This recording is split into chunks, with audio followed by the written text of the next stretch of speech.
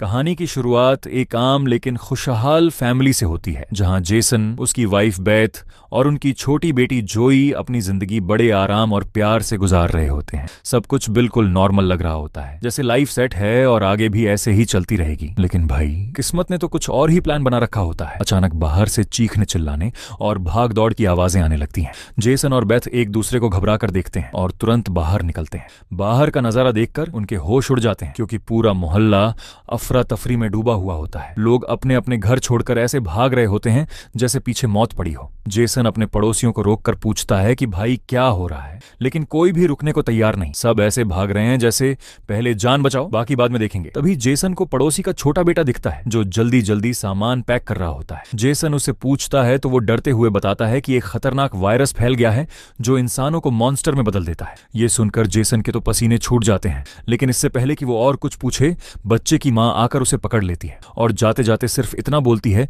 कि जितनी जल्दी हो सके शहर छोड़ दो। मतलब सीधा भाई निकल लो यहां से वाला सीन। ये सुनते ही जेसन और बेथ बिना टाइम वेस्ट किए अपनी बेटी को लेकर कार में बैठते हैं और शहर से निकलने लगते हैं। लेकिन रास्ते में एक अजीब चीज नोटिस होती है कि जो लोग अभी तक शहर से भाग रहे थे, अब वही लोग वापस लौट रहे हैं। जेसन को ये बड़ा अजीब लगता है, लेकिन वो रुकने के बजाय आगे बढ़ता रहता है। थोड़ी देर में वो लोग एक भारी ट्रैफिक जाम में फंस जाते हैं। जब जेसन कार से उतरकर आगे का सीन देखता है तो पता चलता है कि शहर से बाहर जाने वाला रास्ता पुलिस ने पूरी तरह बंद कर दिया है। ऊपर हेलीकॉप्टर घूम रहे हैं और लाउड स्पीकर से अनाउंसमेंट हो रही है कि शहर में वायरस फैल चुका है, इसीलिए सब लोग वापस अपने घर जाएं।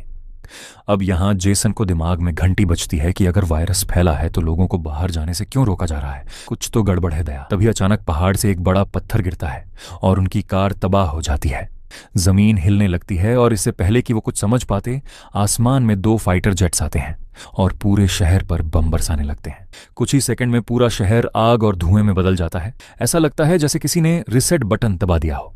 जेसन अपनी फैमिली को लेकर जान बचाने के लिए भागता है और एक पहाड़ी पर बने स्कूल की तरफ बढ़ता है। वहां पहुंचकर उन्हें एक अंडरग्राउंड बंकर जैसा टनल मिल जाता है। वो तीनों जल्दी से उसके अंदर घुस जाते हैं और दरवाजा बंद करते ही ऊपर जोरदार धमाका होता है। सच में अगर वो 2 सेकंड भी लेट होते ना तो कहानी वहीं खत्म हो जाती। अब वो उस अंधेरे बंकर में फंस जाते हैं जहां बाहर की दुनिया से उनका कोई कनेक्शन नहीं होता। शुरुआत में वो बहुत घबराते हैं, लेकिन धीरे धीरे समझ जाते हैं कि अगर जिंदा रहना है तो यही उनका नया घर है। वहां उन्हें कुछ एक्सपायरी खाना मिल जाता है, जो फिलहाल उनकी लाइफलाइन बन जाता है। दिन बीतते जाते हैं, वो कीचड़ वाला पानी पीते हैं, टाइम पास के लिए ताश खेलते हैं और बाहर की दुनिया बस यादों में रह जाती है।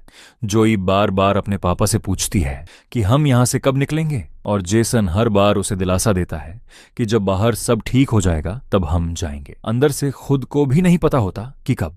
धीरे धीरे 300 से ज्यादा दिन गुजर जाते हैं।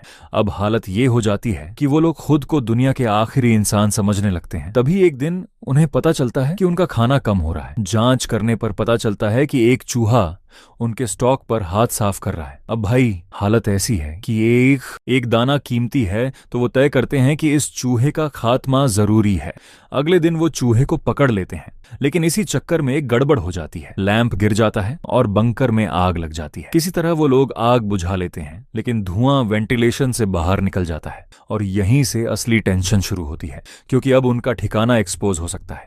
अगले दिन वो फैसला करते हैं कि बाहर जाकर अपने निशान मिटा देते हैं। जेसन और बेथ बाहर जाते हैं और जोई को सख्ती से बोलते हैं कि बाहर नहीं आना। जोई दूरबीन से उन्हें देख रही होती है कि अचानक उसे एक काली परछाई तेजी से उनकी तरफ आती दिखती है। वो चिल्लाती है, लेकिन उसकी आवाज उन तक नहीं पहुंचती। डर के मारे वो खुद बाहर निकल आती है। तभी बेथ उसे पकड़कर छुपा लेती है और कुछ ही सेकंड बाद हिरणों का झुंड भागता हुआ गुजरता है। साफ है कि कुछ बहुत खतरनाक आसपास है। तीनों तुरंत वापस बंकर में घुसते हैं और दरवाजा बंद कर लेते हैं। कुछ देर बाद ऊपर से किसी के चलने की आवाज आती है। वो सब सांस रोककर बैठे रहते हैं। तभी एक खिलौना गलती से आवाज कर देता है और उनकी लोकेशन खुल जाती है। अब ऊपर से जोरदार हमला शुरू होता है।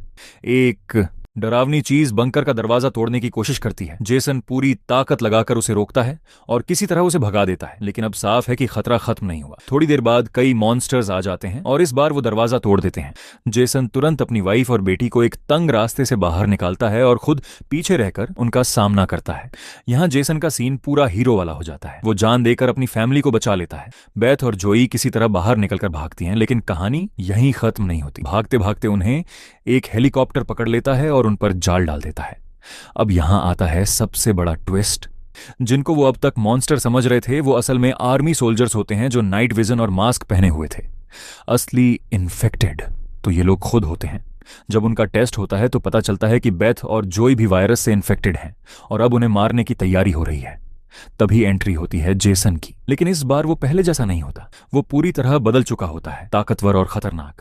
वो गुस्से में सोल्जर्स पर टूट पड़ता है और कई को मार देता है, लेकिन खुद भी गोलियों से घायल हो जाता है। बेथ भी अपने अंदर बदलाव महसूस करती है और अपनी बेटी को बचाने के लिए लड़ती है। आखिरकार वे सब भाग निकलते हैं और एक ऐसी जगह पहुंचते हैं जहां बाकी प्रभावित लोग छुपे हुए होते हैं।